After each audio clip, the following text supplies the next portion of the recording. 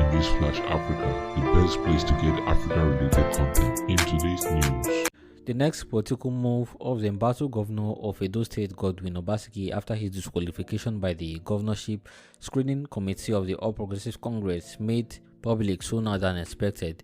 It was reported that Obaseki's hope of getting the APC ticket to seek the re-election in office was dashed on Friday, June 12, when Professor Jonathan Ayuba-led the committee declared him unfit for the party primary based on the discrepancies on the certificate that he submitted for the screening process. Less than 24 hours after his disqualification, the main opposition party PDP and the former Vice President Atiku stated that he was planning on wowing Obaseki back to the PDP.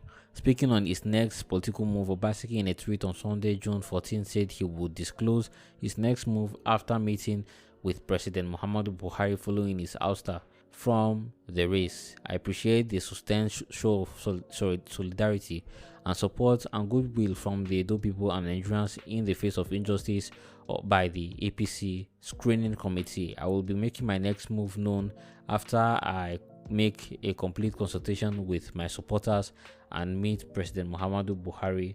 Obaseki, who is seeking a second term, also stated that he will be consulting his supporters, as stated earlier. A report by the Nigerian Tribune indicates that Obaseki may settle for the Social Democratic Party SDP and contest under the platform during the September gubernatorial election in the state. According to the report, Obaseki is in talks with the SDP, adding that he and his supporters may join the party. Meanwhile, newspapers have previously reported that if something urgent is done by the leadership of the party before the APC primary, the exact same thing that happened in Zamfara state. One thing that really surprised me about this whole Obaseki saga was that didn't Obaseki go through a screening committee during his first go around for the governorship election? Didn't he submit the same document they're submitting now? Why is it that now it's all of a sudden that they have found that these documents are found to be false? I don't understand that. To me, it's really surprising because this is not the first position or high level position that Obaseki has put in a bidding. There has been other, like I think he previously worked in Dangote Group. I personally don't know if Dangote would allow him if he had such a false certificate to come along in order for him to get the job. I don't know if Dangote would honestly hire him. To me, it's just a matter of common sense. This man has worked previous jobs and he presented the certificates, and these certificates were found to be okay. He ran during his first term with your own party and you guys found it to be okay. Your own leader stated that even him not even having it is not going to be a problem because the constitution doesn't really require it according to Shomele. It says that as long as the person has a basic understanding of English speaking and talking, that is what's necessary for a leader. All those certificates is just addition. That is what he said. But suddenly now, because he has fallen out of favor of the Obaseki now, the narrative has changed. It has suddenly changed that this same person that he brought the same certificate to, they were perfectly fine the first go around. But now that you are not in good terms with him, suddenly you found it to be defective. You found it to be faulty. I don't see how.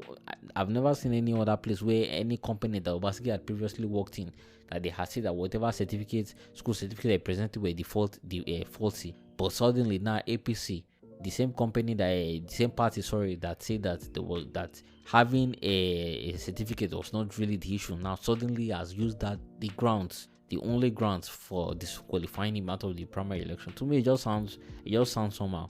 I don't know how it sounds to you guys, but to me it sounds gassy.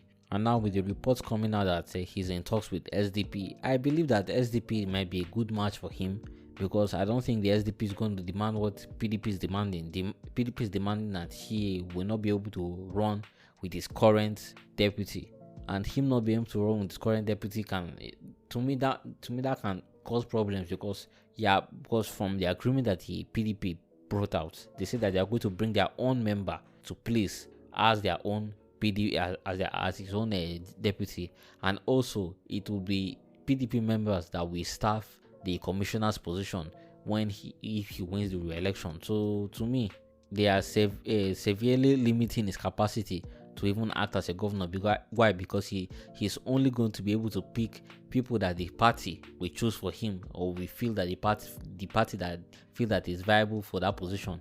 It is not really therefore on a merit basis. It's based on you are loyal to the party, so therefore you can get this position. That's how it is. It's not a meritocracy anymore. And as a result of this may cause in the future possible inconsistencies in the messaging of the governor's message, because the several members of his team might not have a full allegiance to him, but they will have full allegiance to PDP, on which they already know that he's not originally of. He will just use them for him to get the opportunity. So to me, that can cause a lot of issues. So him going to SDP, where they need him more than he actually needs them, so they are going to bow to the pressure and give him whatever he wants. So therefore he will be the godfather of himself. He's not held down by anybody. He creates his own rules. I believe that will be the best fit for him, because then he can go with his own team. If he wins the election, he can go and pick and choose his own team. To me, it's the best choice. It's the best choice in my opinion on how he might be able to campaign and successfully win this election.